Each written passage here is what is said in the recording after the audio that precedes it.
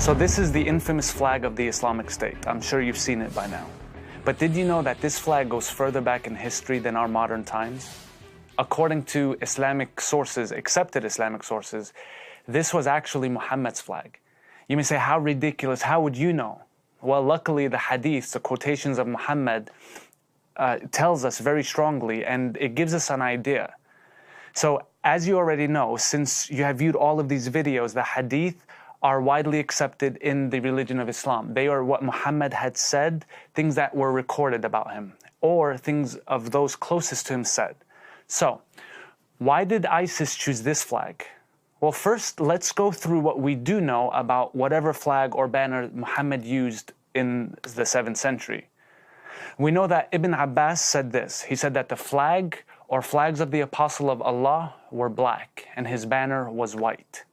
We also know that Yunus bin Ubayd, a slave of Muhammad bin al-Qasim, is quoted as saying, Muhammad bin al-Qasim sent me to al-Bara'a's house to ask about the Apostle's flag. He said it was a black square made of wool. So we know those two things.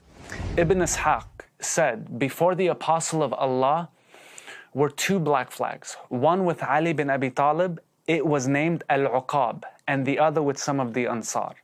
Now, Ibn Abi Shaybah reported in his work, he said that the banner of the Prophet was black, and it too was called Al-Uqab. Now, this is interesting stuff here, because what does Uqab mean? We know in the Arabic language, a Uqab is a flesh-eating bird that eats its prey while it's still alive.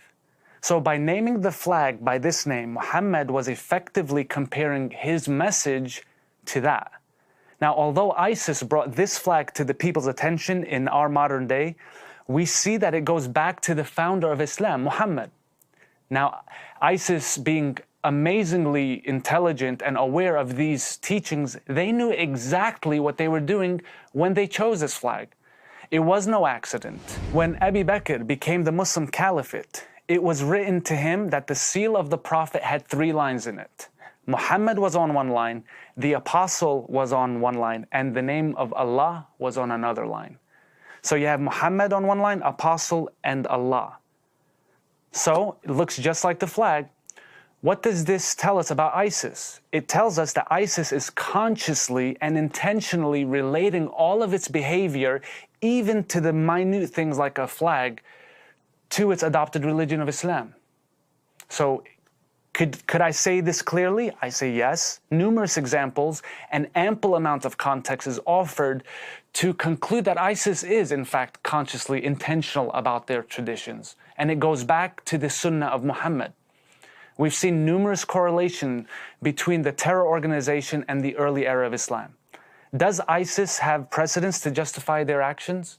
Does Islamic theology, based on their sources, encourage or discourage ISIS behavior?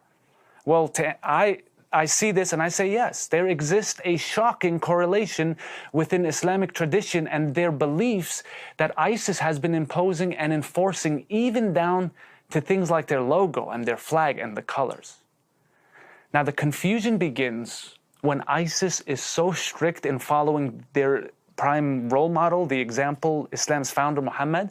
The line gets blurry in the West as to what is and what is not Islam, because in the West, we're familiar with Jesus and Moses and the Judeo-Christian culture, right?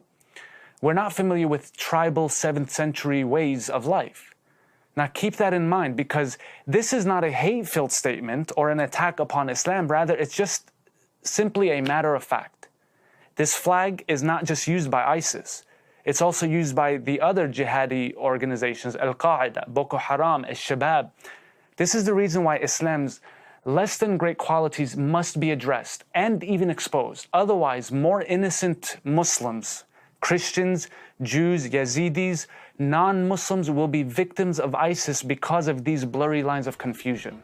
And this is why you need to continue to watch these videos and share them with all your friends. So be looking for the next video and join the discussion with the hashtag on your screen.